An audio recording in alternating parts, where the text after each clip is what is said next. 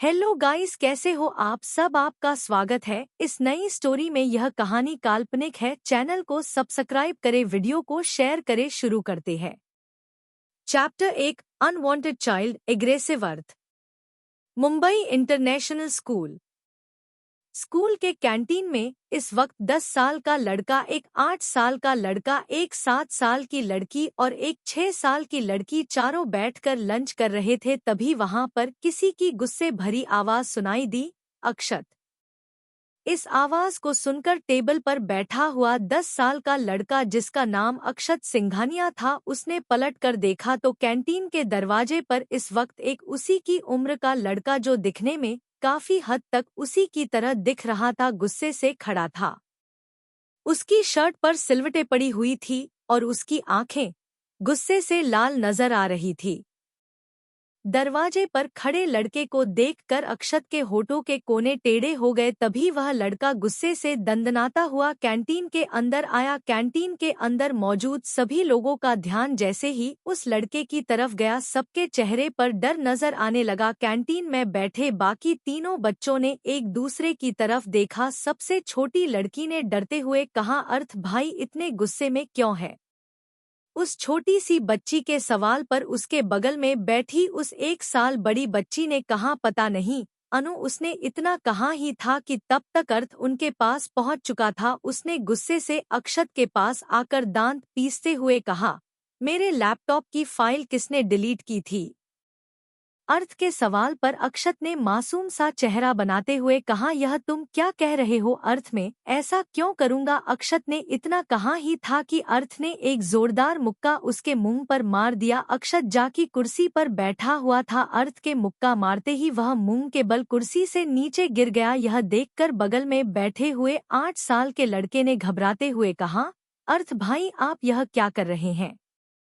उस लड़के की बात है सुनकर अर्थ ने दांत पीसते हुए कहा, अगर तुम्हारे मुंह से एक और शब्द निकला तो तुम बोलने के लायक नहीं रहोगे। अर्थ की धमकी सुनकर वह लड़का डर गया। वह दोनों लड़कियां उस लड़के से आकर चिपक गई। पहली वाली लड़की जो 7 साल की थी, उसने घबराते हुए कहा, धैर्य भाई, अर्थ भाई क्या करने वाले हैं?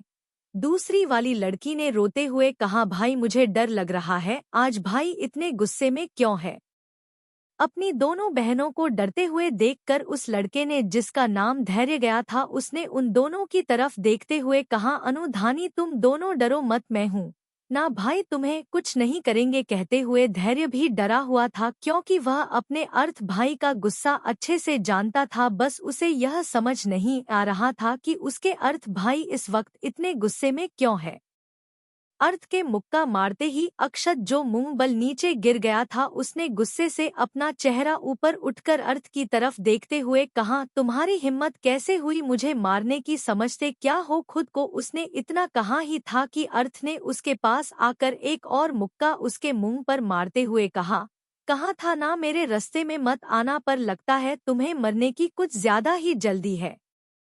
कहते हुए अर्थ ने एक और मुक्का उसके मुंह पर मार दिया। अक्षत ने भी गुस्से से अर्थ की कॉलर को पकड़कर उसे धक्का दिया और वह भी उसे मारने लगा। पूरे कैंटीन में अर्थ और अक्षत एक दूसरे को मार रहे थे। आसपास के सभी बच्चे डरे हुए थे। धैर्य, धानी और अनु दोनों को अपने पास खींचकर उन्हें शांत कर रहा था, क्योंकि अपने भाइयों को इस तरह से लड़ते हुए देखकर उसकी दोनों बहनें डर चुकी थी। उन्होंने रोते हुए कहा, धैर्य भाई बड़ी मम्मा को बताओ ना, देखो ना अर्थ भाई और अक्षत भाई के ऐसे एक दूसरे को मार रहे हैं, देखो उनको चोट भी लग गई। धैर्य ने घबराते हुए कहा, मैं प्रिंसिपल सर को बुलाकर लाता हूँ, तुम दोनों यहीं पर रुको। कहते हुए धैर्य दौड़ता हुआ प्रिंसिपल के केबिन की तरफ भागा। वही अर्थ ने मार मार कर अक्षत का पूरा चेहरा लाल कर दिया था।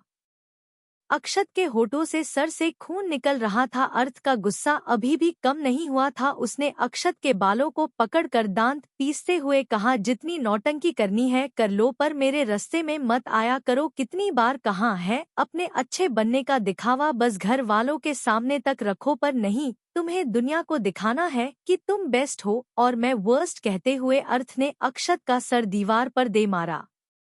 इसी के साथ वहां पर किसी की गुस्से भरी आवाज सुनाई दी, अर्थ सिंघानिया यह क्या कर रहे हो तुम। इस आवाज को सुनकर अर्थ ने गुस्से से पीछे पलट कर देखा तो पीछे प्रिंसिपल खड़े थे। प्रिंसिपल ने जैसे ही अर्थ की गुस्से से लाल आंखें देखी, एक पल के लिए वह भी डर गए। वह जानते थे कि यह बच्चा दिखने में भले ही 10 साल का था, पर इसकी हरकतें, इसका गुस्सा सब कुछ तबाही लाने के लिए काफी था। प्रिंसिपल ने अपनी घबराहट को कम करते हुए कहा, वह तुम्हारा भाई है। प्रिंसिपल ने इतना कहा ही था कि अर्थ ने साइड टेबल से खाने की प्लेट उठाकर प्रिंसिपल की तरफ फेंकते हुए कहा, बकवास बंद करो, कोई नहीं है यह मेरा, इसके साथ मेरा कोई रिश्ता नहीं है। अर्थ की आवाज में नफरत साफ साफ नजर आ रही थी। वहीं अक्षत की हालत काफी खराब लग रही थी। उसने अर्थ की तरफ देखकर धीरे से कहा, तुम मेरे साथ ऐसा क्यों कर रहे हो अर्थ, मैं तुम्हारा बड़ा भाई हूँ। अक्षत ने इतना कहा ही था कि अर्थ ने एक और मुक्का उसके मुंह पर मारते हुए कहा, चुप, अपनी बकवास बंद करो, तुम्हारा मेरे साथ कोई रिश्ता नहीं है समझ आया तुम्हें। कहते हुए अर्थ गुस्से से अपनी जगह से उठकर खड़ा हो गया।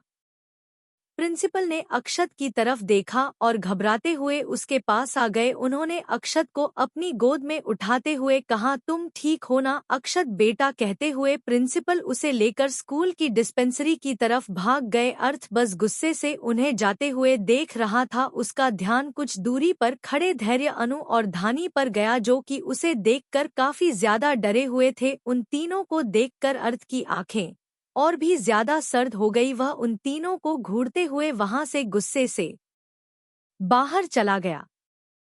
कुछ देर बाद प्रिंसिपल के केबिन में प्रिंसिपल के सामने एक 30-32 साल का आदमी गुस्से से बैठा हुआ था। उसे देखकर ऐसा लग रहा था जैसे वह कोई बहुत अच्छे परिवार से बिलोंग करता है। उसके बगल में ही एक खूबसूरत औरत बैठी हुई थी, जिसकी उम्र भी उसके जितनी ही लग रही थी। उस आदमी ने गुस्से से पलटकर पीछे खड़े लड़के की तरफ देखा, जो कि इमोशनलेस आंखों से अपनी जगह पर खड़ा था।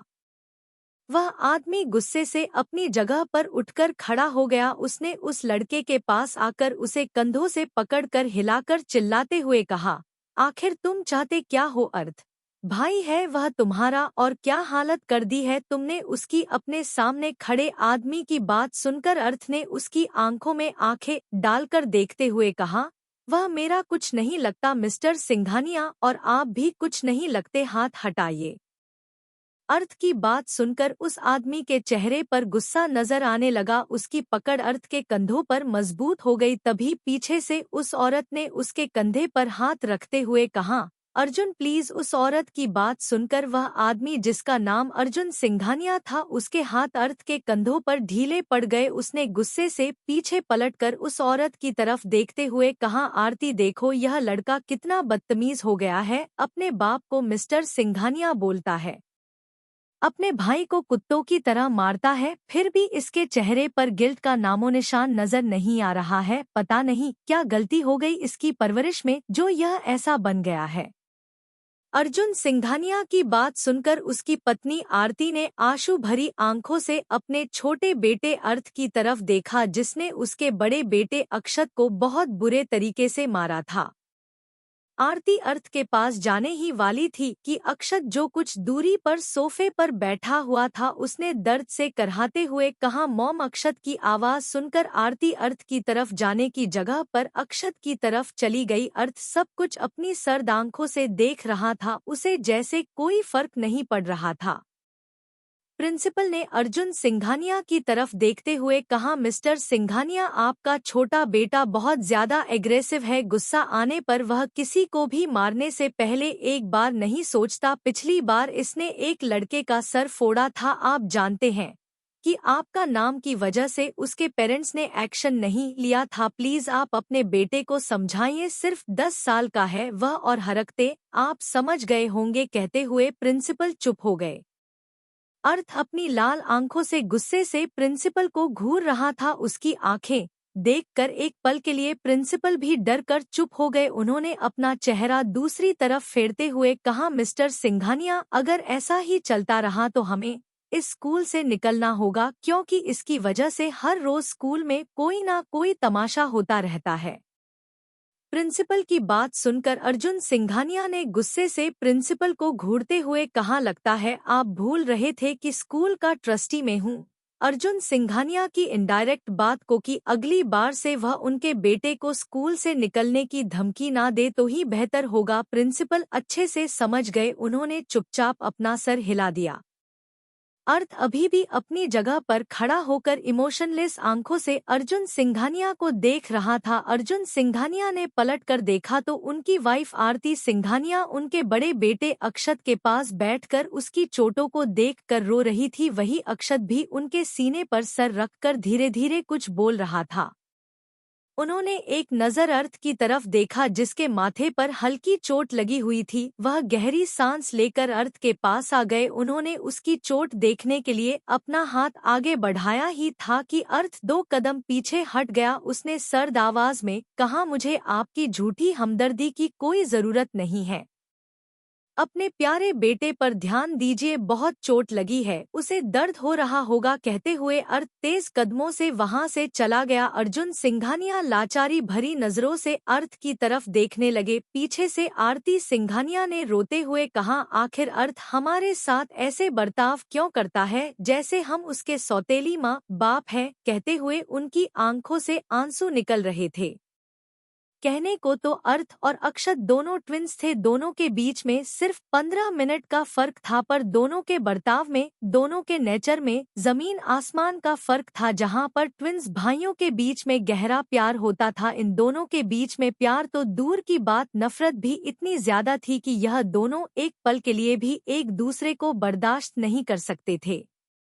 अपनी वाइफ की बात सुनकर अर्जुन सिंघानिया ने गहरी सांस लेते हुए कहा, मुझे खुद समझ नहीं आ रहा है कि हमसे गलती कहाँ हो गई। हमने तो हमारे दोनों बच्चों को एक जैसी परवरिश दी थी, पर दोनों के बीच में इतना फर्क कैसे है।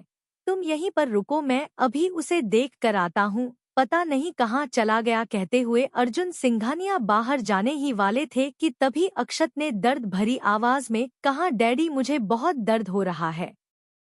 अक्षत की आवाज सुनकर अर्जुन सिंघानिया बाहर जाने की जगह पर उसके पास आ गए। आरती सिंघानिया उसे अपने सीने से लगाकर उसके सर की चोटों को देखकर रो रही थी। अर्जुन सिंघानिया ने उसकी बाकी बॉडी पर लगे हुए निशानों की तरफ देखा और गुस्से से कहा, पता नहीं आखिर इसके दिमाग में चलता क्या रहता है। वही केबिन के बाहर और अपने दोनों हाथ पैंट की पॉकेट में डालकर इमोशनलेस आंखों से उन तीनों की तरफ देख रहा था। उसने एक अजीब सी मुस्कुराहट के साथ कहा, am I unwanted child? Yes I am. कहते हुए वह वहां से चला गया। वह कुछ ही दूरी पर गया था कि पीछे से एक लड़के ने चिल्लाते हुए कहा, अर्थ रुको। इस आवाज को सुनकर भी अर्थ नहीं रुका और तेज कदमों से इस तरह से दूसरी तरफ जाता रहा। तभी पीछे से कोई उसकी पीठ पर कूद गया। अर्थ ने गुस्से से पीछे पलटकर चिल्लाते हुए कहा, what are you doing? Aditya पीछे खड़ा लड़का जो कि अर्थ की उम्र का लग रहा था, उसने क्यूट सा फेस बनाते हुए कहा, तुम रुक नहीं रहे थे तो फिर मुझे तुम्हारे ऊपर कूदना पड़ा। गुस्सा क्यों कर रहे हो? दिखाओ मुझे तुम्हें कहाँ चोट लगी है। अर्थ ने आदित्य को उंगली दिखाते हुए कहा, मैंने कहा ना मुझे दोस्त नहीं बनाने, इसलिए जितना हो सके मुझसे दूर रहो। कहते हुए अर्थ बाहर की तरफ जाने लगा। आदित्य ने उसके पीछे भागते हुए कहा, और मैंने कहा ना मैंने तुम्हें अपना दोस्त मान लिया है। आदित्य मल्होत्रा एक बार जिसे अपना दोस्त मान लेता है उसका पीछा जिंदगी भर नहीं छोड़ना, फिर चाहे वह इंसान उसे अपना दोस्त माने या ना माने। कहते हुए आदित्य अर्थ के पीछे भागा। Chapter 2 I am kind of my own kingdom. Arth Aditya को इग्नोर करते हुए स्कूल के ग्राउंड के पिछले हिस्से में आकर बैठ गया जहां पर कोई भी नहीं आता था। आदित्य भी उसके बगल में आकर बैठ गया। आदित्य ने एक प्यारी सी मुस्कुराहट के साथ कहा, तुम्हें चोट लगी है, चलो हम डॉक्टर के पास चलते हैं। अर्थ ने उसे गुस्से से देखते हुए कहा, क्या तुम्हें मेरी बात समझ नहीं आती? मैंने कहा ना मुझसे दूर रहो। मुझे पसंद नहीं है कि कोई मेरे पास आए।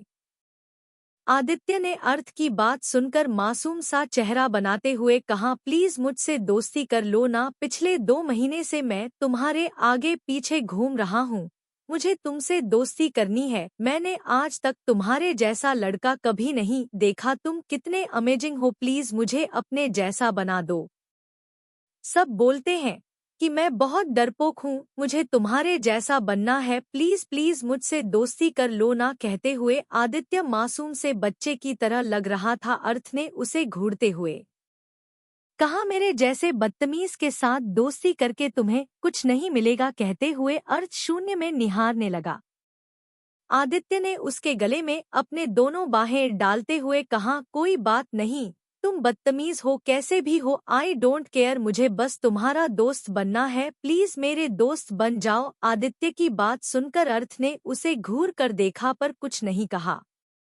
इस बार उसने मना नहीं किया था। यह सोचकर आदित्य खुशी से नाचने लगा। उसने अर्थ की तरफ देखते हुए कहा, वैसे तुमने अपने भाई को क्यों मारा?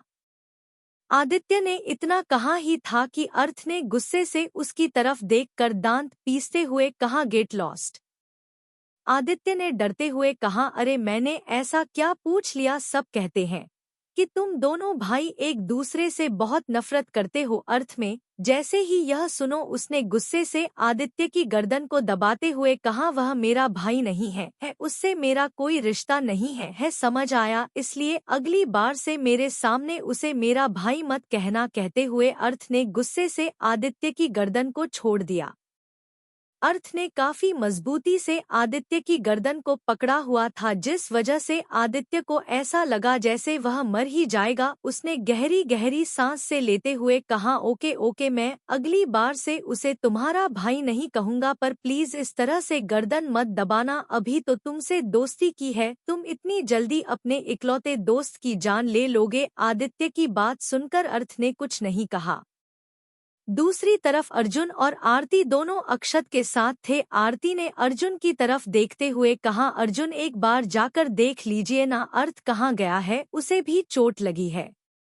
अर्जुन ने आरती की तरफ देखते हुए कहा, तुम जानती हो वह हमारे साथ नहीं आएगा, मैंने ड्राइवर को कह दिया है, वो अर्थ को लेकर घर आ जाएगा, हम चलते हैं।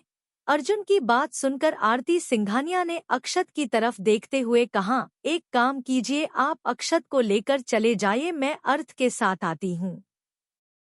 उन्होंने इतना कहा ही था कि अक्षत ने रोते हुए, मुझे दर्द हो रहा है, प्लीज मुझे छोड़कर मत जाओ। अक्षत की बात सुनकर आरती सिंघानिया को समझ नहीं आ रहा था कि वह क्या करे। उनका एक बेटा उन्हें छोड़ नहीं रहा था और दूसरा कहा था उन्हें पता नहीं था।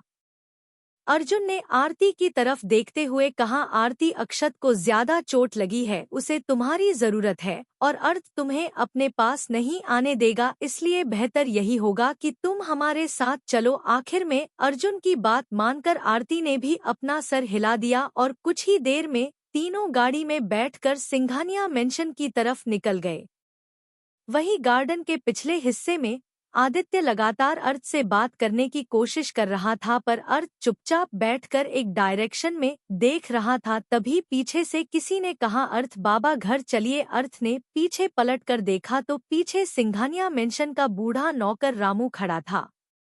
रामू की बात सुनकर अर्थ ने उनकी तरफ देखकर नॉर्मल लहजे से कहा, अभी नहीं, मुझे अभी घर नहीं जाना है, अंकल मुझे आप तालाब के पास लेकर चलिए। कहते हुए अर्थ अपनी जगह से उठकर खड़ा हो गया। तालाब का नाम सुनकर आदित्य ने घबराते हुए कहा, क्या तुम सुसाइड करने के लिए जा रहे हो?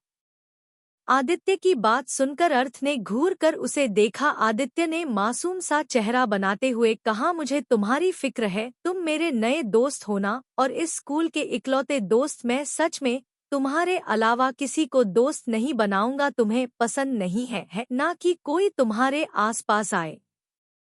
आदित्य की बात सुनकर अर्थ उसे घूरता हुआ ड्राइवर के साथ वहां से चला गया। आदित्य भी दौड़ता हुआ उसके पीछे आ गया। अर्थ अपनी गाड़ी के अंदर बैठने ही वाला था कि पीछे से आदित्य ने उसका हाथ पकड़ते हुए कहा, प्लीज मुझे भी अपने साथ लेकर चलो, मुझे भी अभी थोड़ी देर घर नहीं जाना। आदित्य के इस तरह से चिपकने की वजह से अर्थ इरिटेट हो चुका था, पर वह उसे बार बार खुद से दूर रहने के लिए कहकर भी थक चुका था, इसलिए उसने कुछ नहीं कहा और चुपचाप अंदर बैठ गया। आदित्य भी खुशी से उसके बगल में जाकर बैठ गया। ड्राइवर रामू खुद हैरान था क्योंकि बचपन से लेकर आज तक अर्थ ने कभी किसी को दोस्त नहीं बनाया था। अगर कोई उससे दोस्ती करने की कोशिश भी करता तो अर्थ उसकी ऐसी हालत करता कि अगली बार से वह इंसान उसके सामने भी आने की हिम्मत नहीं करता था। कुछ देर बाद ड्राइवर रामू एक तालाब के पास अपनी गाड़ी को लेकर आ गया। गाड़ी के रुकते ही अर्थ दरवाजा खोलकर गाड़ी के बाहर आकर तालाब के किनारे पर बैठ गया। आदित्य भी उसके बगल में आकर बैठ गया। ड्राइवर रामू दूर से यह सब कुछ देख रहे थे। आदित्य ने अर्थ की तरफ देखते हुए कहा, मैं तुमसे कुछ पूछूं? अर्थ ने कुछ नहीं कहा। आदित्य ने मुंह बनाते हुए कहा, तुम बोलते क्यों नहीं हो? पैसे थोड़ी लगते हैं बोलने के। वैसे मैंने सुना है कि तुम सिंघानिया फैमिली के प्रिंस हो, पर तुम्हारा भाई सॉरी अक्षत सिंघानिया तुमसे बड़ा है, इसलिए फ्यूचर में वही सिंघानिया फैमिली का हेड होगा। आदित्य की बात सुनकर अर्थ, जो कि अब तक चुपचाप तालाब को घूर रहा था, उसने आदित्य की तरफ देखकर बेहद गहरी आवाज में कहा, I am not prince, I am kind of my own kingdom. Arth की बात सुनकर आदित्य अपनी बड़ी बड़ी आंखों से उसे देखने लगा। अर्थ की आंखों में एक अजीब सी आग नजर आ रही थी जो किसी को भी अंदर तक कांपने के लिए मजबूर करने के लिए काफी थी। आदित्य ने बड़ी सी मुस्कुराहट के साथ कहा, बिल्कुल सही कहा तुमने, तुम्हें देखकर ही लगता है कि तुम फ्यूचर में बहुत ही ज्यादा कामयाब होने वाले हो, और मैं तुम्हारे साथ रहूंगा तो मैं भी थोड़ा बहुत कामयाब तो हो ही जाऊंगा। वैसे बताओ तुम्हारे घर पर कौन कौन है? मेरे घर पर तो मैं हूँ, मेरे पापा है, मेरी मॉम है, मेरे दादू है, मेरी दादी है और मेरी बहन है। आदित्य की बात पर अर्थ ने कुछ नहीं कहा। आदित्य अकेला बात कर रहा था और अर्थ चुपचाप गहरे तालाब को देख रहा था। तभी पीछे से ड्राइवर रामू ने कहा, अर्थ बाबा काफी देर हो गई है, थोड़ी देर में रात हो जाएगी, अब हमें घर निकालना चाहिए। ड्राइवर की बात सुनकर अर्थ अपनी जगह से उठकर खड़ा हो गया। आदित्य ने अर्थ की तरफ देखते हुए कहा, तुम मुझे मेरे घर छोड़ दो प्लीज। अर्थ ने उसे घूरते हुए कहा, मैंने तुम्हें अपने साथ आने के लिए नहीं कहा था, तुम्हें अपने घर कैसे जाना है यह तुम खुद डिसाइड करो, क्योंकि मैं तुम्हें कहीं नहीं छोड़ने वाला। कहते हुए अर्थ जाकर गाड़ी के अंदर बैठ गया। वहीं बेचारे आदित्य की हालत खराब हो गई। उसने आसपास देखा, तालाब के बड़े बड़े पेड़ थे और अब हल्का हल्का अंधेरा होने को आया था। उसने मासूम सा चेहरा बनाते हुए कहा, जालिम इंसान, तुम्हें इस मासूम से बच्चों के साथ ऐसा कैसे कर सकते हो? प्लीज मुझे अपने साथ लेकर चलो, क्या पता यहाँ पर कोई भूत नहीं चुड़ैल छुपी हुई हो जो मेरा किडनैप कर ले।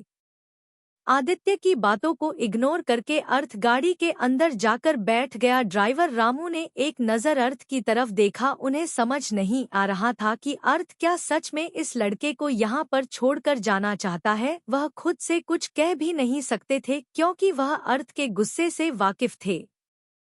काफी देर तक जब ड्राइवर रामू ने गाड़ी स्टार्ट नहीं की तो अर्थ ने गुस्से से कहा, लगता है कि आप भूल गए कि आपको गाड़ी चलानी है, मुझे देखना नहीं है। ड्राइवर रामू ने बाहर खड़े आदित्य की तरफ देखते हुए कहा, पर अर्थ बाबा वह लड़का? अर्थ ने बाहर खड़े आदित्य की तरफ देखकर गाड़ी का दरवाजा खोल दिया। आदित्य, जो कि अब लगभग रोने की तैयारी कर चुका था, दौड़ता हुआ जाकर गाड़ी के अंदर बैठ गया। अर्थ ने उसे घूरते हुए कहा, अगली बार से मेरे साथ आने की या मेरे आसपास भड़काने की हिम्मत मत करना, वरना सच में अकेला छोड़कर चला जाऊंगा। अर्थ की बात सुनकर आदित्य, जो कि डरा हुआ था, उसने अर्थ के ऊपर कूदकर उसे मजबूती से गले लगाते हुए कहा, मुझे पता है तुम मुझे अकेला छोड़कर नहीं जाओगे, तुम जैसे के साथ तैसा करते हो, मैं तुम्हारे साथ अच्छा हूँ तो तुम मेरे साथ बुरा क्यों करोगे? मैं तुम्हारा पीछा नहीं छोड़ूंगा, तुम्हें मुझसे दोस्ती करनी ही होगी। आदित्य की जिद के सामने अब अर्थ हार मान चुका था। उसने आदित्य की तरफ देखते हुए कहा, ठीक है, पर याद रखना मुझसे दोस्ती करने की एक शर्त है, तुम किसी और से दोस्ती नहीं कर सकते। अर्थ की बात सुनकर आदित्य ने कुछ देर तक कुछ सोचा और बड़ी सी मुस्कुराहट के साथ कहा, तुमसे दोस्ती करने के बाद मुझे किसी और की जरूरत भी नहीं है पक्का वाला प्रॉमिस? में किसी से और से दोस्ती नहीं करूंगा। अर्थ ने कुछ भी नहीं कहा। कुछ देर बाद ड्राइवर रामू आदित्य को उसके मेंशन छोड़ने के बाद अर्थ को लेकर सिंघानिया मेंशन पहुंच। सिंघानिया मेंशन मुंबई का एक आलीशान मेंशन था। इसकी नींव आज से 200 साल पहले सिंघानिया परिवार के मुखिया ने रखी थी और अब इस परिवार के मुखिया थे राम सिंघानिया। राम सिंघानिया के 3 बेटे थे, अर्जुन सिंघानिया, आलेख सिंघानिया, अपूर्व सिंघानिया। उनके बड़े बेटे अर्जुन के 2 जुड़वा बेटे थे, अक्षत सिंघानिया और अर्थ सिंघानिया। उनके दूसरे बेटे आलेख सिंघानिया की एक बेटी थी, अनुश्री सिंघानिया, और उनके छोटे बेटे अपूर्व सिंघानिया का एक बेटा था, धैर्य सिंघानिया, और बेटी धानी सिंघानिया। कार के रुकते ही अथर्व ने एक नज़र घूरकर पूरे मेंशन की तरफ देखा और दरवाजा खोलकर एटीट्यूड से अपने दोनों हाथ पैंट की पॉकेट में डालकर उसी तरह से चलता हुआ मेंशन की तरफ अपने कदम बढ़ने लगा। आसपास के सभी बॉडीगार्ड्स उसे देखकर अपना सर झुकाकर खड़े हो गए। मेंशन के अंदर कदम रखते ही उसका ध्यान लिविंग रूम में बैठे अपने पूरे परिवार पर गया, जो कि इस वक्त एक दूसरे के साथ बातें कर रहे थे। अर्थ उन सब को इग्नोर करता हुआ सीढ़ियों से ऊपर अपने रूम की तरफ जाने लगा। वह अभी मुश्किल से पहले सीढ़ी तक ही पहुंचा था कि पीछे से उसके कानों में उसके दादाजी राम सिंघानिया की आवाज पड़ी, अर्थ रुकिए। अपने दादाजी की आवाज सुनते ही अर्थ के कदम उसकी जगह पर ही रुक गए। उसने उनकी तरफ देखते हुए कहा, व्हाट हैपेंड?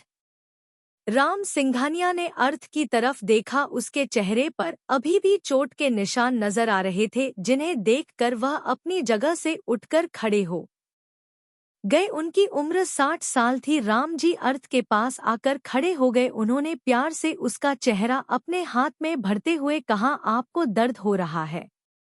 अर्थ ने उनकी आंखों में आंखें डालकर देखते हुए कहा, आपको क्या फर्क पड़ता है?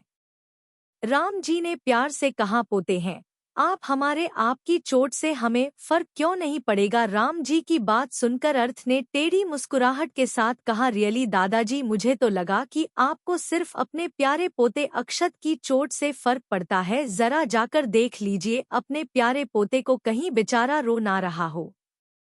और रही मेरी चोट की बात, तो मुझे आपकी हमदर्दी की कोई जरूरत नहीं है। कहते हुए अर्थ ने राम जी के हाथों को अपने चेहरे से हटा दिया और उसी तरह से चलता हुआ सीढ़ियों से ऊपर चला गया। राम जी ने लाचारी की भरी नजरों से उसकी तरफ देखते हुए खुद से कहा, आखिर क्यों आप हम सब से इतना दूर हो गए हैं? अर्थ उन्होंने इतना कहा ही था कि पीछे से उनकी बीवी विशाखा जी ने उनके कंधे पर हाथ रखते हुए कहा, हमारा अर्थ हमसे बहुत दूर जा चुका है। काश हमने बचपन से उन दोनों के बीच में फर्क नहीं किया होता, तो शायद आज अक्षत की तरह ही अर्थ हम सब के साथ घुलमिल के रहते। विशाखा जी की बात सुनकर राम जी के चेहरे पर गिल्ट नजर आने लगा। कहीं ना कहीं जो कुछ भी हो रहा था, इसमें सबसे बड़ी गलती उनकी ही थी।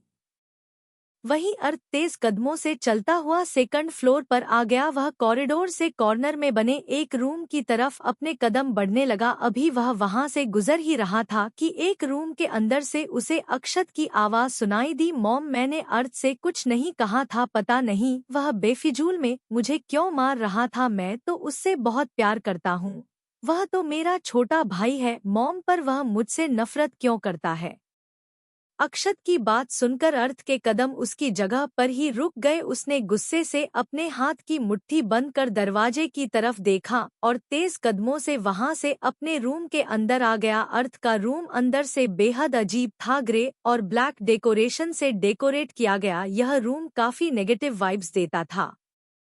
रूम में कई सारे कंप्यूटर लगे हुए थे। अर्थ अपनी चोट की परवाह किए बिना एक कंप्यूटर के सामने आकर बैठ गया। उसने विंडो ओपन की और मशीन की स्पीड से कीबोर्ड पर अपनी उंगलियां चलने लगा। कुछ देर बाद उसके होठों के कोने टेढ़े हो गए। अर्थ रिलैक्स होकर कुर्सी पर बैठ गया। तभी टेबल पर रखा हुआ एक अजीब सा दिखने वाला मोबाइल बजने लगा।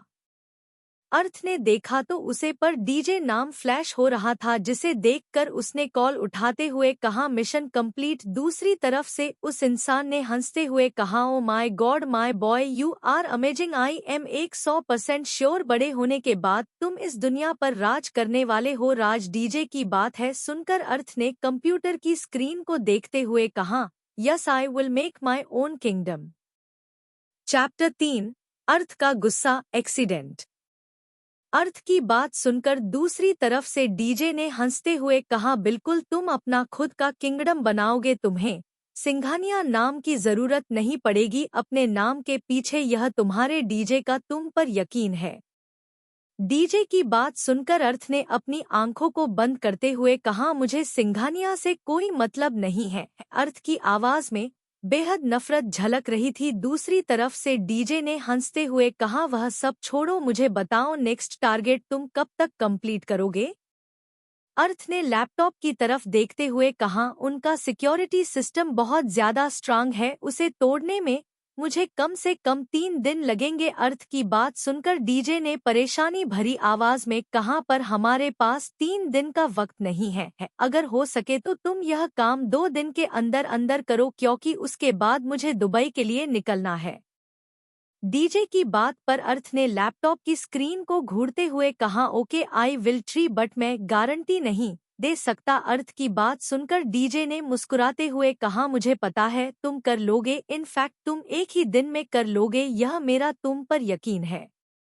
डीजे की बात सुनकर अर्थ ने कहा, क्या आप मुझ पर इतना यकीन करते हैं। अर्थ की बात सुनकर दूसरी तरफ से डीजे ने हंसते हुए कहा, तुम जानते हो ना, मैंने तुम्हें अपना पोता माना है, मेरे बाद यह किंगडम भी तुम्हें ही संभालना है और अपने किंगडम का भी ध्यान तुम्हें ही रखना है। तुम पर यकीन नहीं करूंगा तो किस पर करूंगा। डीजे की बात सुनकर अर्थ ने अपनी आंखों को बंद करते हुए कहा, मुझे आपसे मिलना है दादाजी। डीजे का फुल फॉर्म।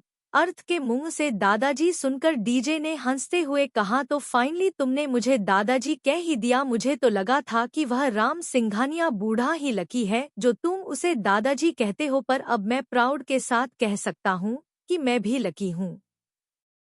डीजे की बात सुनकर अर्थ ने कुछ नहीं कहा, वह भी कुछ बोलते ही वाला था कि अचानक से उसके कानों में किसी की गहरी गहरी सांस लेने की आवाज सुनाई। अर्थ ने मोबाइल को अपने हाथ में लेते हुए कहा, डीजे स्टॉप। कहते हुए अर्थ अपनी पैनी नजरों से अपने पूरे रूम में आसपास देखने लगा। काफी देर तक अपने रूम में नजर घुमाने के बाद भी उसे कुछ नजर नहीं आया। तभी अर्थ अपनी जगह से उठकर खड़ा हो गया। उसने अपने बेड के पास आकर कुछ देर तक बेड को घूरा और झटके से नीचे झुका। बेड के नीचे इस वक्त छोटी सी धानी छुपी हुई थी। धानी को देखते ही अर्थ ने चिल्लाते हुए कहा, तुम्हें मेरे रूम में आने की इजाजत किसने दी। अर्थ की आवाज सुनकर धानी, जो कि उसके बेड के नीचे अपने मुंह पर हाथ रखकर छुपी हुई थी, उसके चेहरे पर घबराहट नजर आने लगी। उसने डरते हुए कहा, भाई वह मैं तो। ऐसे ही अर्थ में गुस्से से उसका हाथ पकड़कर उसे बाहर खींचते हुए कहा, मैंने कहा तुम्हें मेरे रूम में आने की इजाजत किसने दी। अर्थ के इस तरह से चिल्लाने की वजह से छोटी सी धानी जोर जोर से रोने लगी। उसने रोते हुए कहा, भाई मैं लुका छुपी खेल रही थी, मैं जल्दी जल्दी में यहाँ पर छुप गए, प्लीज भाई सॉरी, मैं अगली बार से आपके रूम में नहीं आऊंगी, पक्का प्रॉमिस।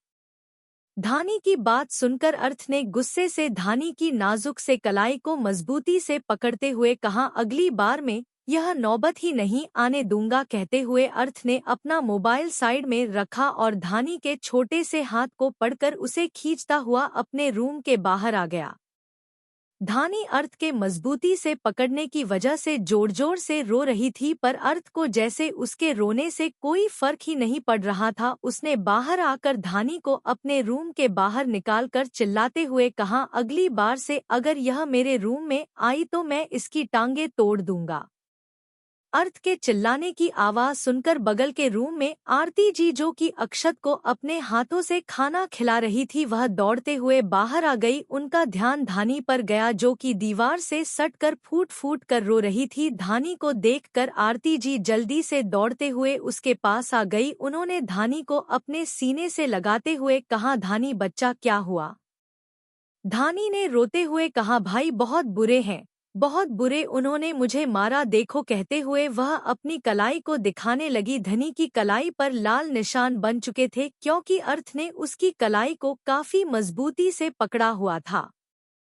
आरती जी ने गुस्से से सामने खड़े अर्थ की तरफ देखकर चिल्लाते हुए कहा, आखिर तुम चाहते क्या हो? मुझे तो समझ नहीं आता कि तुम मेरे बेटे हो भी या नहीं। एक तरफ मेरा बेटा अक्षत है जो अपने छोटे भाई बहनों का ध्यान रखना है, और दूसरी तरफ तुम हो जो हर वक्त हर पल उन्हें टॉर्चर करते रहते हो। क्या तुम्हें यह नजर नहीं आया कि तुम्हारी बहन सिर्फ 5 साल की है, उसे कितना दर्द होगा? आरती जी की बात सुनकर अर्थ उन्हें इमोशनलेस आंखों से घूरने लगा, उसे जैसे उनकी बातों से कोई फर्क नहीं पड़ रहा था। अक्षत भी उनकी आवाज सुनकर ऊपर आ चुका था। लिविंग रूम में मौजूद लोगों ने भी धानी के रोने की और आरती जी के चिल्लाने की आवाज सुन ली थी। राम जी ने ऊपर आते हुए कहा, क्या हुआ बड़ी बहू? आरती जी ने राम जी की तरफ देखकर रोते हुए कहा, मुझे समझ नहीं आता पापा जी, यह लड़का चाहता क्या है? पहले इसने स्कूल में अपने भाई को सबके सामने मारा, उसकी ऐसी हालत कर दी कि वह ठीक से चल भी नहीं पा रहा है, और अब धानी के साथ यह सब कुछ किया। मैं क्या करूं पापा जी? मैंने तो अपने दोनों बेटों में कभी फर्क नहीं किया था, फिर अक्षत और अर्थ में इतना फर्क क्यों है? आरती जी की बात सुनकर राम जी ने धानी की तरफ देखा जो कि अभी भी फूट फूट कर रो रही थी। उन्होंने प्यार से कहा, धनी बच्चा, आप भैया के रूम में क्यों गई थी? आप जानती हो ना भैया के रूम में कोई नहीं जाता। राम जी की बात सुनकर धनी ने उनके पैरों से लिपटते हुए कहा, दादू मैं बस छुपाना छुपी खेल रही थी और मैं भैया के रूम में चली गई। मैं बाहर निकलने वाली थी पर भैया आ गए। मुझे डर लगता है भैया से, इसलिए फिर मैं उनके बेड के नीचे छप गई। भैया बहुत बुरे हैं, अक्षत भैया सबसे अच्छे हैं। धनी की बात सुनकर अर्थ जो कि अब तक चुप था, उसने उसे घूरते हुए कहा, तुम्हारे अक्षत भैया अच्छे हैं ना, तो उनके आसपास रहा करो और जितना हो सके मुझसे दूर रहा करो, वरना सच में अगली बार तुम्हारी दोनों टांगे तोड़ दूंगा। मेरे रूम में कदम रखने के बारे में सोचना भी मत। कहते हुए अर्थ गुस्से से अपने रूम के अंदर चला गया।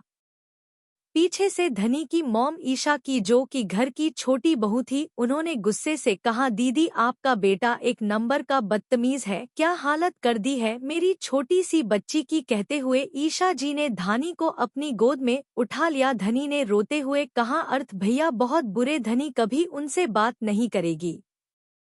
ईशा जी ने प्यार से कहा, ओके मेरा बच्चा, आप उनसे बात मत करना, उनके रूम में कभी नहीं जाना, वह बहुत बुरे हैं। ओके कहते हुए ईशा जी वहां से धनी को लेकर चली गई। बाकी सब भी धीरे धीरे वहां से चले गए। आरती जी आंसू से भरी आंखों से अर्थ के रूम को देख रही थी। पीछे से राम जी ने उनके कंधे पर हाथ रखते हुए कहा, आरती बेटा। आरती जी ने पलटकर राम जी की तरफ देखते हुए कहा, मेरा बेटा क्यों बदल गया? पहले तो वह ऐसा नहीं था, वह तो अब मुझे मॉम भी नहीं कहता। मेरी परवरिश में कहाँ गलती हो गई पापा जी? मैंने तो हमेशा दोनों को एक जैसा ही प्यार देने की कोशिश की थी, उसे क्यों लगता है कि मैं सिर्फ अक्षत से प्यार करती हूँ?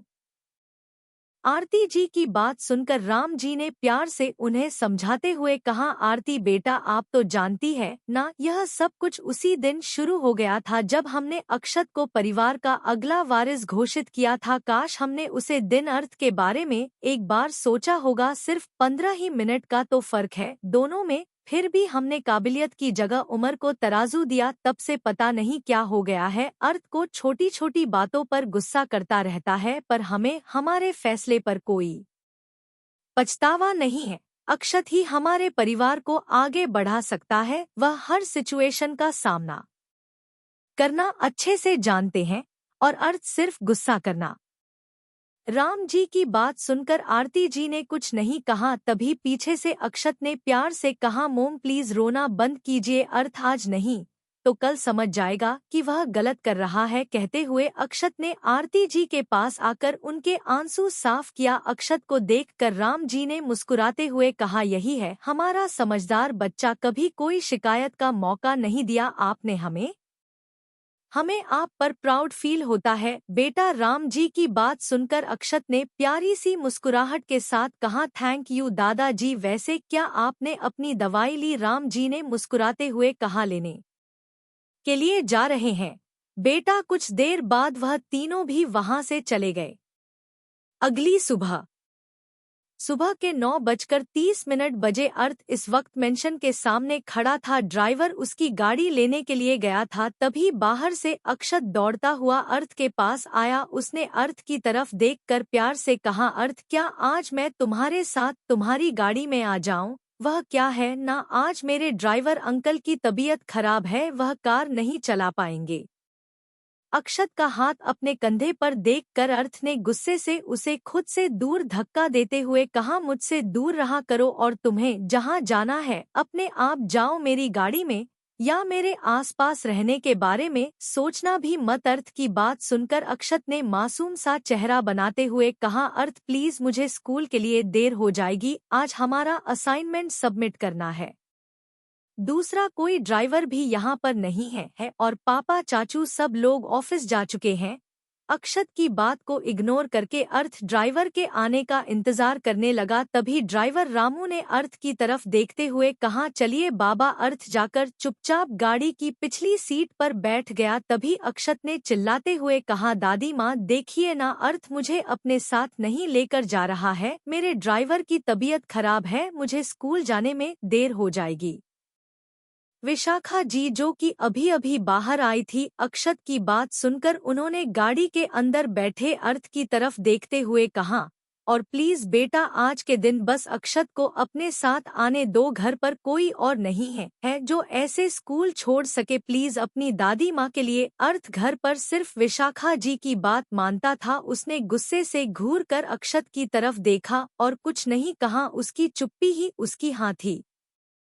अक्षत ने एक टेढ़ी मुस्कुराहट के साथ गाड़ी की तरफ देखा और पलटकर प्यारी सी मुस्कुराहट के साथ विशाखा जी के गाल पर किस करते हुए कहा, थैंक यू सो मच दादी माँ। कहते हुए वह गाड़ी का दरवाजा खोलकर पिछली सीट पर जाकर बैठ गया। अक्षत के बैठने का एहसास होते ही अर्थ दूसरी तरफ खिड़की से सटकर बैठ गया। ड्राइवर ने उन दोनों की तरफ देखा और गाड़ी स्टार्ट कर दी। गाड़ी स्कूल की तरफ जा रही थी। वही अर्थ चुपचाप खिड़की से बाहर देख रहा था। तभी अक्षत ने एटीट्यूड के साथ कहा, वैसे सच में तुम बहुत बदतमीज हो, तुमने हमारी छोटी सी बहन की कलाई को मरोड़ने से पहले एक बार भी नहीं सोचा। दादाजी बिल्कुल सही कहते हैं, तुम हमारी फैमिली को आगे बढ़ाने के लायक ही नहीं हो। अक्षत की बात सुनकर अर्थ ने गुस्से से अपनी आंखें बंद कर ली। अक्षत ने उसे ट्रिगर करते हुए कहा, मुझे तो कभी कभी लगता है कि तुम मेरे भाई हो ही नहीं। तुम्हारी हरकतें, तुम्हारा यह एटीट्यूड बिल्कुल भी सिंघानिया परिवार से मैच नहीं करता। तुम्हें पता है फ्यूचर में लोग तुम्हें क्या कहेंगे? सिंघानिया परिवार का प्रिंस। और मुझे क्या कहेंगे पता है? सिंघानिया परिवार का किंग। प्रिंस सिर्फ नाम के रहोगे, तुम कहने को तो तुम मेरे सर्वेंट ही रहोगे। अक्षत की बात सुनकर अर्थ जो कि अब तक चुप था, उसने गुस्से से पलटकर अक्षत के मुंह पर एक मुक्का मारते हुए कहा था, ना मेरे सामने बकवास मत करना, पर लगता है कि तुम्हें मरने का शौक है। बेफिजूल में मेरा दिमाग खराब करते हो और फिर सबके सामने जाकर मासूम बनने की एक्टिंग करते हो, और तुम्हारी एक्टिंग इतनी जबरदस्त है कि सारे के सारे इडियट्स तुम्हारी एक्टिंग देखकर तुम्हारी बातों में हंस जाते हैं। सब लोग तो वैसे भी मुझे बदतमीज समझते हैं, खूनी भी समझेंगे तो मुझे ज्यादा फर्क नहीं पड़ेगा। कहते हुए अर्थ ने अक्षत के मुंह पर एक और मुक्का मार। अक्षत ने गुस्से से अर्थ की तरफ देखकर उसे एक मुक्का मारते हुए कहा, तुम्हें क्या लगता है मारना सिर्फ तुम्हें आता है? दोनों भाई पिछली सीट पर एक दूसरे को पीट रहे थे। वही ड्राइवर यह देखकर काफी ज्यादा घबरा चुका था।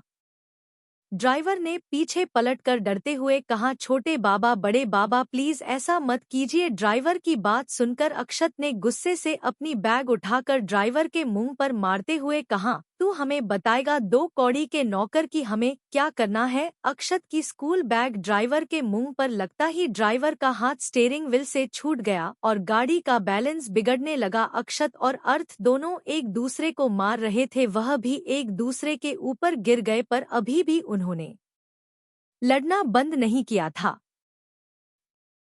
ड्राइवर ने बैग को साइड में हटाकर चिल्लाते हुए कहा, नहीं। उसने इतना कहा ही था कि एक जोर की आवाज के साथ सामने से आ रही कार से उनकी कार टकरा गई।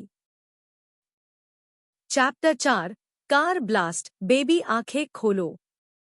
ड्राइवर की चीख सुनकर अर्थ और अक्षत दोनों ने अपना चेहरा ऊपर उठकर सामने देखा, पर तब तक देर हो चुकी थी। सामने से आ रही कार से उनकी कार की बहुत बुरी तरह से टक्कर हो चुकी थी। सामने से आ रही कार शायद ज्यादा रफ्तार में थी, जिस वजह से वह दो पलटी खाकर रोड की दूसरी तरफ गिर चुकी थी और अर्थ और अक्षत की कार भी एक पेड़ से जा टकराई थी। ड्राइवर का सर स्टीयरिंग व्हील पर लग चुका और ड्राइवर बेहोश हो चुका था। अक्षत भी मुंह के बल नीचे गिर गया था और उसके सर पर भी चोट लग गई थी। अर्थ को भी चोट लगी थी। जैसे ही उसे होश आया कि अभी अभी क्या हुआ है, उसने अपनी आंखें खोलकर गहरी गहरी सांस लेना शुरू कर दिया। उनकी कार के सामने से धुआं निकल रहा था। अर्थ ने पलट कर देखा तो अक्षत अपनी आंखों को बंद करके अपने दर्द को कंट्रोल करने की कोशिश कर रहा था। अर्थ ने जल्दी से कार का दरवाजा खोला और बाहर आ गया। उसमें देखा तो दूसरी कार रास्ते की दूसरी तरफ गिरी हुई थी। उसकी हालत देखकर ऐसा लग रहा था जैसे किसी भी वक्त उसमें ब्लास्ट हो सकता है। अर्थ ने जल्दी से अपने ड्राइवर के पास जाकर उसे उठाने की कोशिश की। उसने ड्राइवर के गाल को थपथपाते हुए कहा, अंकल जाकर खोलो। अर्थ भले ही कितना ही शार्प माइंडेड क्यों ना हो था, तो वह एक 10 साल का बच्चा है। अर्थ के उठाने की वजह से ड्राइवर ने हल्के से अपनी आंखें खोलते हुए कहा, बाबा आप ठीक है ना? ड्राइवर को ज्यादा चोट नहीं लगी थी, पर फिर भी उसके माथे से खून निकल रहा था। अक्षत ने चिल्लाते हुए कहा, मुझे बाहर निकलो, मुझे दर्द हो रहा है। अक्षत की आवाज सुनकर ड्राइवर ने जल्दी से खुद को संभाला और अपने दर्द को कंट्रोल करके अक्षत को बाहर निकालने के लिए पिछली सीट पर आ गया। अक्षत बुरी तरह से कार के अंदर गिर गया था, जिस वजह से उसका पैर मुड़ चुका था और उसके माथे से भी खून निकल रहा था। कुछ ही देर में वह तीनों कार के बाहर निकल चुके थे। ड्राइवर ने चैन की सांस ली, क्योंकि अगर दोनों में से किसी को कुछ भी हो जाता तो ड्राइवर के साथ साथ उसका पूरा परिवार खत्म हो जाता। आखिर दोनों सिंघानिया परिवार के राजकुमार थे। ड्राइवर का ध्यान दूसरी तरफ गिरी गाड़ी पर गया, जिसे देखते ही ड्राइवर ने घबराते हुए कहा, उसके अंदर कौन था? अक्षत ने चिल्लाते हुए कहा, छोड़ो, कोई भी हो, हमें क्या करना है? जल्दी से किसी को कॉल करो, मुझे मॉम चाहिए, मुझे दर्द हो रहा है। अक्षत की बात सुनकर ड्राइवर ने कहा, पर हमें देखना चाहिए कि अंदर कौन है। अर्थ ने गुस्से से कहा, चलो मेरे साथ। अर्थ की बात सुनकर अक्षत ने कहा, तुम्हारी वजह से हम मरते मरते बचे हैं और तुम फिर से वहां पर जाकर मरना चाहते हो। तुम्हें जाना है तो जो ड्राइवर अंकल कहीं नहीं आएंगे, मैं ठीक से खड़ा भी नहीं हो पा रहा हूँ। अर्थ ने गुस्से से अक्षत की तरफ देखा और दौड़ता हुआ गाड़ी के पास आ गया। उसने देखा तो गाड़ी उल्टी पलटी हुई थी। उसे कुछ भी समझ नहीं आ रहा था। उसने जैसे तैसे दरवाजा खोलकर अंदर कौन है देखने की कोशिश की। दरवाजा खुलते ही उसके सामने एक खून से सना हाथ आ गया। अर्थ ने चिल्लाते हुए कहा, आप ठीक तो है? कहते हुए अर्थ ने उस आदमी को उठाने की कोशिश की। शायद उस आदमी की सांसें थम चुकी थी। तभी दूसरी तरफ से उसे किसी के रोने की आवाज सुनाई दी। कुछ देर तक आवाज सुनने के बाद अर्थ ने हैरानी से कहा, बच्चा? कहते हुए अर्थ जल्दी से दूसरी तरफ आ गया। उसने काफी कोशिश की, पर दरवाजा खुला ही नहीं रहा था। गाड़ी से अब धुआं निकल रहा था। इस वक्त वह ऐसे रास्ते पर थे जहां से काफी कम गाड़ियां गुजरती थी। आखिर में अर्थ जब दरवाजा नहीं खोल पाया, उसने ड्राइवर को चिल्लाकर आवाज दी। ड्राइवर ने अक्षत की तरफ देखा जो उसे जाने नहीं दे रहा था। अर्थ तेज कदमों से चलता हुआ उन दोनों के पास आ गया। उसने गुस्से से अक्षत को धक्का देते हुए कहा, तुम मर जाओ यहाँ पर। कहते हुए अर्थ ड्राइवर को खींचता हुआ गाड़ी की तरफ ले आया। अर्थ और ड्राइवर दोनों मिलकर गाड़ी का दरवाजा खोलने की कोशिश कर रहे थे, पर दरवाजा शायद अटक चुका था। ड्राइवर ने घबराते हुए कहा, बाबा हमें चलना चाहिए, धुआं निकल रहा है, किसी भी वक्त यह गाड़ी ब्लास्ट हो सकती है। अर्थ ने चिल्लाते हुए कहा, चुपचाप दरवाजा खोलो। उसने इतना कहा ही था कि अंदर से बच्चों के रोने की आवाज और तेज हो गई। वही अक्षत गुस्से से गाड़ी के पास रोड पर बैठा हुआ था। उसके पैरों पर चोट लग गई थी, जिस वजह से वह खड़ा नहीं हो पा रहा था। उसने चिल्लाते हुए कहा, तुम्हें मैं छोड़ूंगा नहीं। अर्थ आज तुम्हारी वजह से यह सब कुछ हुआ है। तुम्हें इसके लिए अगर मैंने डांट नहीं पड़वाई तो मेरा नाम भी अक्षत नहीं। अक्षत गुस्से से लगातार अर्थ को कुछ ना कुछ बोल रहा था, पर अर्थ को कोई फर्क नहीं पड़ रहा था। अर्थ और ड्राइवर ने जैसे तैसे दरवाजा खोल दिया। दरवाजा खोलते ही उनके सामने एक औरत का खून से भरा चेहरा नजर आया, जिसने अपनी बाहों में एक छोटी सी बच्ची, जिसकी उम्र 2.5 से 3 साल के आसपास लग रही थी, उसने उसे मजबूती से पकड़ के रखा था। अर्थ ने जैसे ही और छोटी सी बच्ची की तरफ देखा, वह उसे देखा ही रह गया। वह बच्ची दिखने में किसी आसमान से उतरी एंजेल से कम नहीं थी। वह रोते हुए उस औरत के गालों पर हाथ मारकर अपनी तोतली आवाज में कुछ बोल रही थी। ड्राइवर ने जल्दी से अर्थ को हिलाते हुए कहा, बाबा जल्दी कीजिए, गाड़ी में कभी भी आग लग सकती है। अर्थ ने उस औरत की तरफ देखा और उसके नाक के पास अपने हाथ ले जाकर उसकी सांसें चेक करने की कोशिश की। उस औरत के सांसें थम चुकी थी। अर्थ ने नन्ही सी बच्ची की तरफ देखा, जो कि शायद अपनी मां को उठाने के लिए रो रही थी। अर्थ ने जल्दी से उस बच्ची को औरत की गोद से खींचकर बाहर निकाला। अर्थ की गोद में आते ही वह बच्ची जोर जोर से रोने लगी। उसने रोते हुए अपनी तोतली आवाज में कहा, मम्मा मम्मा। उसकी तोतली आवाज और उसकी आंखों में आंसू देखकर अर्थ ने उसे अपने सीने से लगाते हुए कहा, बेबी रोना नहीं, मैं हूँ ना। कहते हुए अर्थ ने गाड़ी के अंदर उस औरत और आदमी की तरफ देखा। दोनों की सांसें थम चुकी थी और उनकी नन्ही सी जान इस वक्त उसकी गोद में थी। अर्थ की आंख से एक आंसू की बूंद उसके गाल पर आ गई। तभी ड्राइवर ने घबराते हुए कहा, बाबा जल्दी चलिए, गाड़ी में आग पकड़ लिया, किसी भी वक्त ब्लास्ट हो सकता है। अर्थ ने जैसे ही यह सुना, उसने उस बच्ची को मजबूती से अपने सीने से लगा लिया और उसे लेकर अपनी गाड़ी की तरफ भागने लगा। ड्राइवर पहले ही भाग चुका था। अर्थ मुश्किल से 20 कदम दूर गया होगा कि एक ब्लास्ट के साथ वह गाड़ी हवा में उड़ गई। अर्थ उस बच्ची के साथ ही कुछ दूरी पर जाकर गिर गया और उसने उसे अपने सीने से मजबूती से लगाया हुआ था। नीचे गिरते ही अर्थ ने दर्द से चिल्लाते हुए कहा, अर्थ के सर पर काफी जोर से लगा था। ड्राइवर ने अर्थ की हालत देखकर घबराते हुए कहा, अर्थ बाबा। अर्थ ने अपनी बंद होती आंखों से अपने सीने में छुपी उस बच्ची की तरफ देखा, जो शायद उसकी तरह ही बेहोश हो चुकी थी, और उसने घबराते हुए कहा, बेबी आंखें खोलो। कहते हुए अर्थ की आंखें भी बंद हो गई। 1 घंटे के बाद सिटी हॉस्पिटल मुंबई।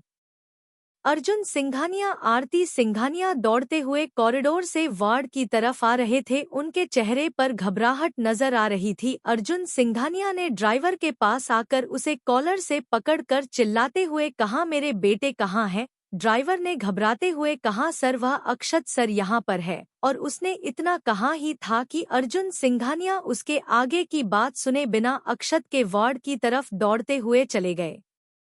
आरती सिंघानिया ने आंसू भरी आंखों से ड्राइवर की तरफ देखते हुए कहा, अर्थ कहाँ है? ड्राइवर ने दूसरे वार्ड की तरफ इशारा करते हुए कहा, अर्थ बाबा यहाँ है। आरती सिंघानिया जल्दी से अर्थ के वार्ड में चली गई। अर्थ इस वक्त बेहोश बेड पर लेटा हुआ था। उसके माथे पर पट्टी बंधी हुई थी, हाथों पर भी खरोचों के निशान थे। अर्थ की हालत देखकर आरती सिंघानिया की आंखों से आंसू निकलने लगे। उन्होंने अर्थ के पास आकर उसके माथे को चूमते हुए कहा, मेरा बच्चा। उन्होंने इतना कहा ही था कि पीछे से उन्हें अक्षत के रोने की आवाज सुनाई दी। उन्होंने पीछे पलटकर देखा तो इस वक्त अक्षत लंगड़ाते हुए वार्ड के दरवाजे पर खड़ा था। आरती सिंघानिया घबराते हुए अक्षत के पास आ गई। उन्होंने डरते हुए कहा, क्या हुआ तुम्हें? अक्षत ने रोते हुए कहा, सब कुछ अर्थ की वजह से हुआ है मोम, मैं बस कहते हुए को रोने लगा। आरती सिंघानिया ने उसे अपने सीने से लगाकर एक नज़र बेहोश अर्थ की तरफ देखा और उसे लेकर उसके वार्ड में आ गई। कुछ देर बाद पूरा सिंघानिया परिवार हॉस्पिटल पहुंच चुका था। अभी तक अर्थ को होश नहीं आया था। अक्षत ने सबको यही कहा था कि अर्थ की वजह से एक्सीडेंट हो गया। सब लोगों को अर्थ पर गुस्सा तो बहुत आ रहा था और सब ने अक्षत की बात पर यकीन भी कर लिया था, क्योंकि अर्थ हमेशा से ही अग्रेसिव बच्चा था और वह अक्षत के अपने आसपास होने पर हमेशा से गुस्सा करता था। उसके साथ कुछ ना कुछ होता ही रहता था, पर सब लोग अर्थ के लिए परेशान भी थे, क्योंकि 2 घंटे के बाद भी उसे होश नहीं आया था। आरती सिंघानिया ने डॉक्टर की तरफ देखते हुए कहा, मेरे बेटे को क्या हुआ है? डॉक्टर ने आरती सिंघानिया की तरफ देखते हुए कहा, आप टेंशन मत लीजिए, आपका बेटा बिल्कुल ठीक है, बस सर पर चोट लगी है, इसलिए हमने उन्हें बेहोशी की इंजेक्शन दी है, थोड़ी देर बाद उन्हें होश आ जाएगा। नर्स ने इतना कहा ही था कि अर्थ के वार्ड से उसके चिल्लाने की आवाज आई। आरती सिंघानिया और नर्स दोनों दौड़ते हुए वार्ड के अंदर आ गई। अर्थ बेड पर बैठकर गहरी गहरी सांस ले रहा था। आरती सिंघानिया ने अर्थ के पास आकर उसे अपने सीने से लगाते हुए कहा, तुम ठीक हो ना मेरे बच्चे? अर्थ ने उन्हें खुद से दूर करते हुए कहा, दूर रहो मुझसे, बेबी कहाँ है? अर्थ की बात सुनकर आरती सिंघानिया ने हैरान होते हुए कहा, कौन बेबी? अर्थ ने चिल्लाते हुए कहा, वो बेबी कहाँ है? अर्थ के चिल्लाने की आवाज सुनकर पूरा सिंघानिया परिवार अंदर आ चुका था। राम सिंघानिया ने घबराते हुए कहा, क्या हुआ अर्थ, आपको क्या चाहिए? अर्थ ने अपने बालों को खींचकर चिल्लाते हुए कहा, बेबी कहाँ है? उसके चिल्लाने की आवाज सुनकर डॉक्टर ने प्यार से कहा, बेटा चिल्लाओ मत, आपकी तबीयत खराब हो जाएगी। अर्थ ने गुस्से से साइड टेबल से फ्लावर वास उठाकर डॉक्टर की तरफ फेंकते हुए कहा, दूर रहो मुझे। डॉक्टर वक्त पर खुद को बचा नहीं पाए और उनके सर पर वह फ्लावर वास लग गया। अर्जुन सिंघानिया ने गुस्से से कहा, अर्थ तमीज से रहो, बदतमीजी करना बंद करो। अर्थ ने चिल्लाते हुए कहा, तो आप भी मुझे बताइए मेरी बेबी कहाँ है?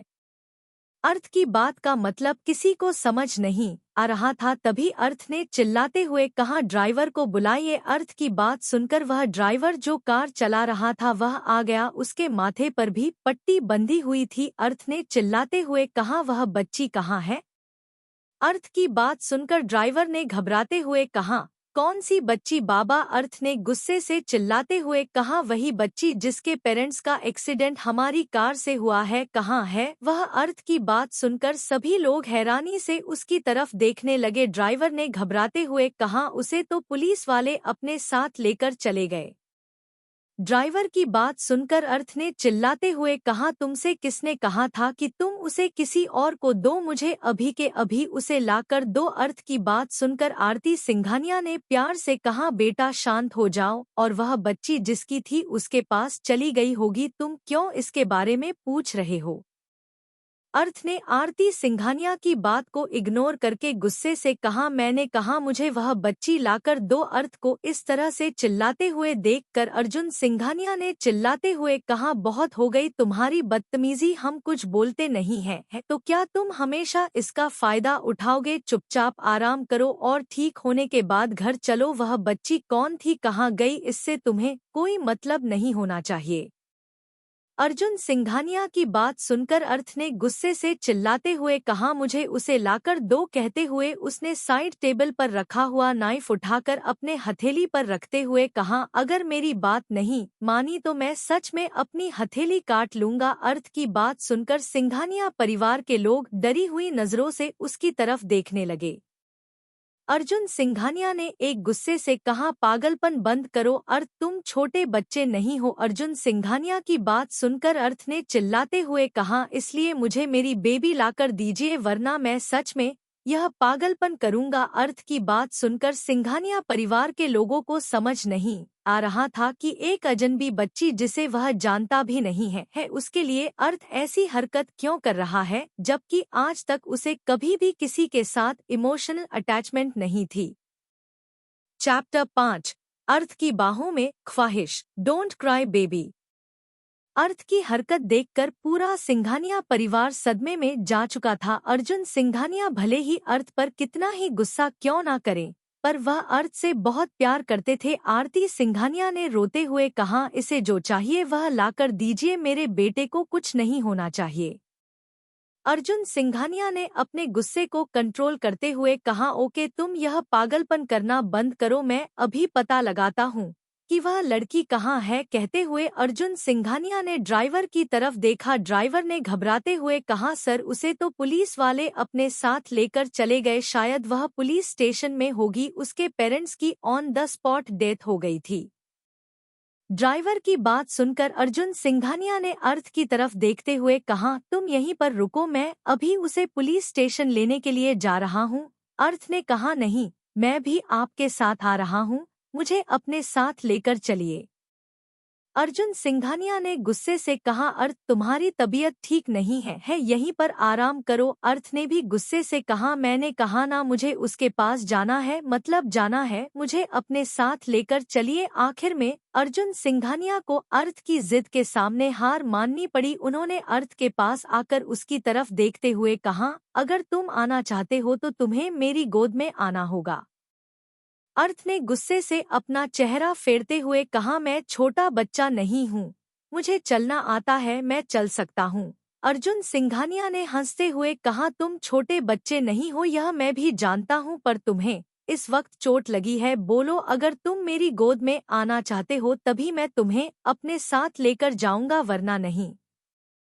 अर्थ ने गुस्से से अर्जुन सिंघानिया की तरफ देखा। उन्होंने आगे बढ़कर अर्थ को अपनी गोद में उठा लिया। आरती सिंघानिया आंसू भरी आंखों से सब कुछ देख रही थी। वही राम सिंघानिया के चेहरे पर काफी अजीब एक्सप्रेशन थे। उन्होंने ड्राइवर की तरफ देखा और आंखों के इशारे से उसे कुछ पूछा। ड्राइवर ने अपना सर झुकाते हुए अपना सर हिला दिया।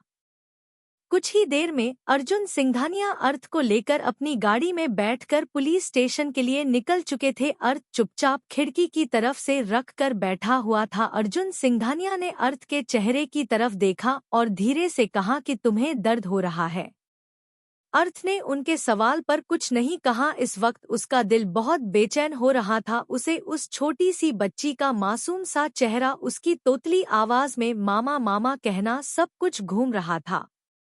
अर्जुन सिंघानिया ने अर्थ को जवाब ना देते हुए देखकर ज्यादा रिएक्ट नहीं किया, क्योंकि उनका यह नालायक बेटा ऐसा ही था। उन्होंने अपना मोबाइल निकालकर इंस्पेक्टर को कॉल किया। दूसरी तरफ से कोई कॉल उठा ही नहीं रहा था। अर्जुन सिंघानिया को गुस्सा आ रहा था, पर इस वक्त वह गुस्से से काम नहीं ले सकते थे। 1 घंटे के बाद अर्जुन सिंघानिया की कार पुलिस स्टेशन के बाहर आकर रुकी। ड्राइवर ने जल्दी से उतरकर दरवाजा खोल दिया। अर्थ बिना अर्जुन सिंघानिया का इंतजार किया दरवाजा खुलते ही दौड़ता हुआ पुलिस स्टेशन के अंदर भागा। अर्जुन सिंघानिया ने गुस्से से कहा, अर्थ रुको, पर अर्थ ने उनकी बात नहीं सुनी। अर्थ को अंदर आते हुए देखकर पुलिस स्टेशन के चौकीदार ने उसे गुस्से से देखते हुए कहा, छोटे बच्चे तुम कहाँ अंदर आ रहे हो? यह कोई गार्डन नजर आ रहा है तुम्हें जो तुम घूमने के लिए अंदर आ रहे हो? यह पुलिस स्टेशन है, यहाँ पर तुम्हारे जैसे छोटे बच्चे नहीं आते। खुद के लिए छोटा बच्चा सुनकर अर्थ ने गुस्से से कहा, बिल्कुल चुप, मैं यहाँ पर अपनी बेबी को लेने के लिए आया हूँ, मुझे अंदर जाने दो। अर्थ की बात सुनकर इंस्पेक्टर ने गुस्से से उसके हाथ को पकड़ते हुए कहा, तुम अंदर नहीं जा सकते। अर्थ ने अपने हाथ की तरफ देखा और अपने पैरों को ट्वीट करके एक जोरदार लात इंस्पेक्टर के पैरों पर मार दी। इंस्पेक्टर के मुंह से एक चीख निकल गई। इंस्पेक्टर ने गुस्से से कहा, पकड़ो इस बदतमीज बच्चे को। उन्होंने इतना कहा ही था कि पीछे से अर्जुन सिंघानिया ने गुस्से से कहा, हिम्मत भी मत करना, अर्जुन सिंघानिया का बेटा है वह। अर्जुन सिंघानिया की आवाज सुनकर इंस्पेक्टर ने डरते हुए अपना चेहरा ऊपर उठाकर देखकर कांपती हुई आवाज में कहा, मिस्टर सिंघानिया आप यहाँ पर क्या? यह आपका बच्चा है? अर्जुन सिंघानिया ने गुस्से से अर्थ के पास आते हुए कहा, मैंने कहा था ना मेरे लिए रुको, पर तुम्हें ही कुछ ज्यादा जल्दी थी। अर्थ ने उनकी बात को इग्नोर करते हुए कहा, इसे पूछिए मेरी बेबी कहाँ है? अर्थ की बात सुनकर इंस्पेक्टर ने कंफ्यूज होते हुए कहा, बेबी ये कौन है? अर्थ ने गुस्से से कहा, मुंबई इंटरनेशनल स्कूल के रास्ते पर दोपहर में एक एक्सीडेंट हुआ था। उस एक्सीडेंट में एक औरत और आदमी की जान चली गई थी। वहां पर एक छोटी सी बच्ची थी, वह बच्ची कहाँ है? अर्थ की बात सुनकर इंस्पेक्टर को जैसे कुछ याद आया। उन्होंने कहा, वह छोटी सी बच्ची, उसे तो हमने अनाथ आश्रम भेज दिया। इंस्पेक्टर की बात सुनकर अर्थ ने चिल्लाते हुए कहा, तुम्हारी हिम्मत कैसे हुई मेरी बेबी को अनाथ आश्रम भेजने की? अर्थ की बात सुनकर इंस्पेक्टर ने कहा, पर वह बच्ची अनाथ हो चुकी है। उसकी फैमिली में उसके पेरेंट्स थे, उसके पेरेंट्स ने भागकर शादी की थी, जिस वजह से उसकी फैमिली में कोई और नहीं है। हम उसे पुलिस स्टेशन में नहीं रख सकते थे, इसलिए हमने उसे अनाथ आश्रम भेज दिया। अर्थ ने गुस्से से कहा, कौन से अनाथ आश्रम में है वह? इंस्पेक्टर ने कहा। आशियाना अनाथ आश्रम। अर्थ ने अर्जुन सिंघानिया की तरफ देखते हुए कहा, मुझे आशियाना अनाथ आश्रम लेकर चलिए। अर्जुन सिंघानिया अर्थ के चेहरे की बेचैनी देखकर हैरान थे।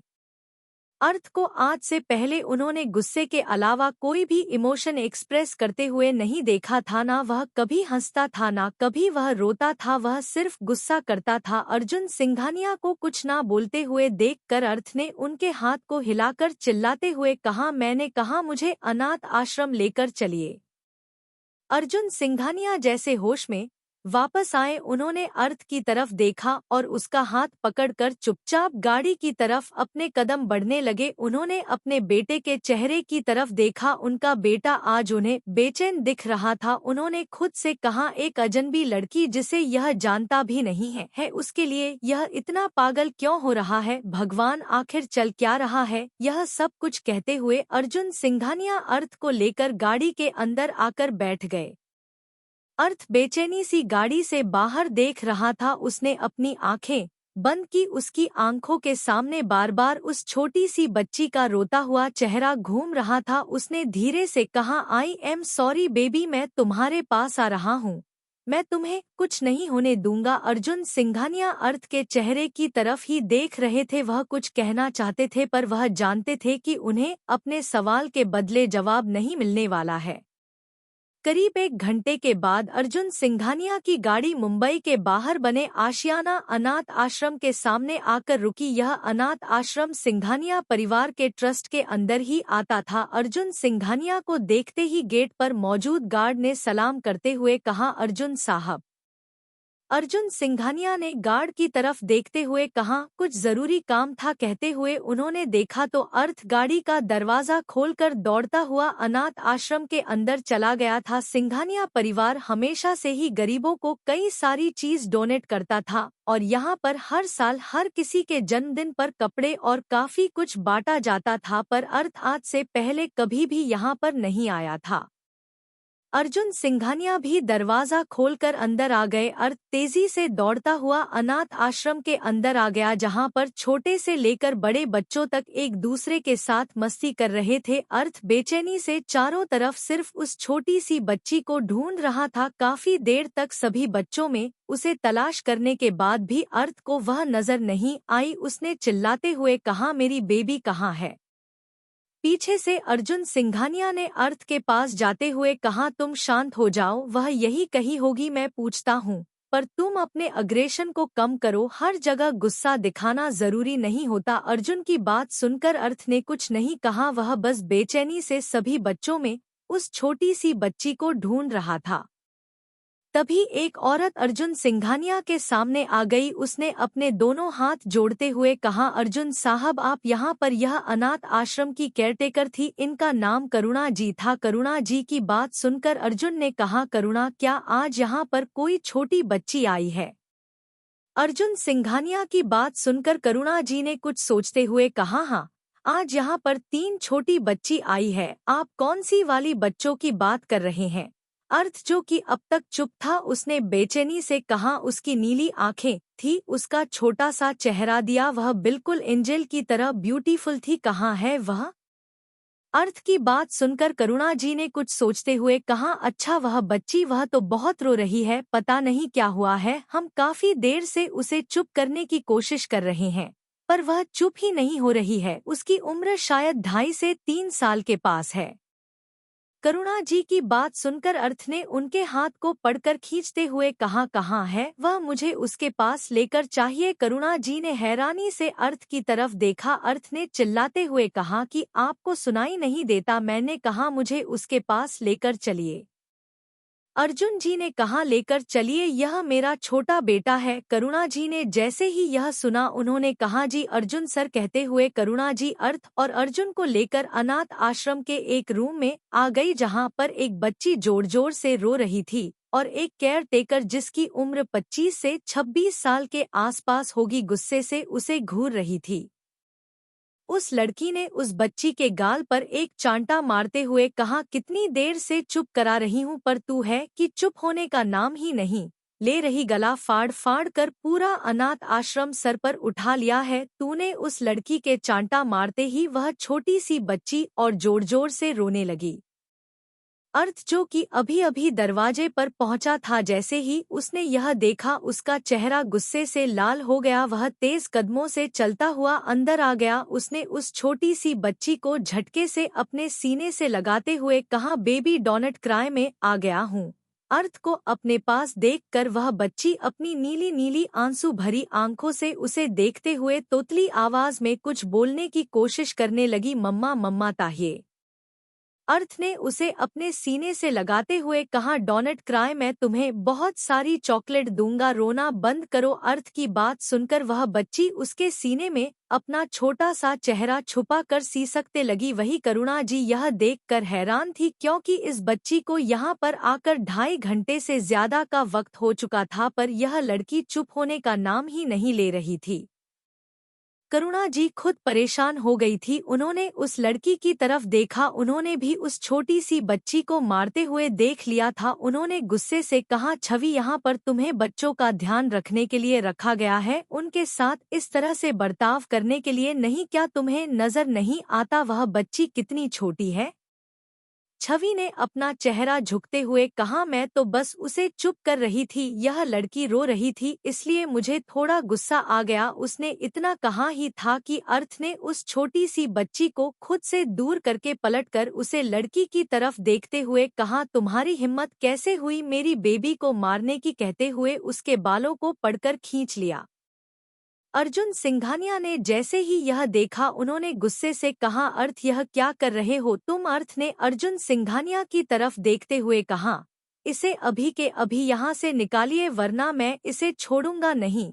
अर्थ की गुस्से भरी आवाज सुनकर अर्जुन सिंघानिया ने हैरानी से अपने बेटे की तरफ देखा। उनका बेटा हमेशा से ही बागी था, ना वह किसी की सुनता था, ना उसे किसी से कोई मतलब था, पर वह अपनी बात मनवाने के लिए किसी भी हद तक जा सकता था।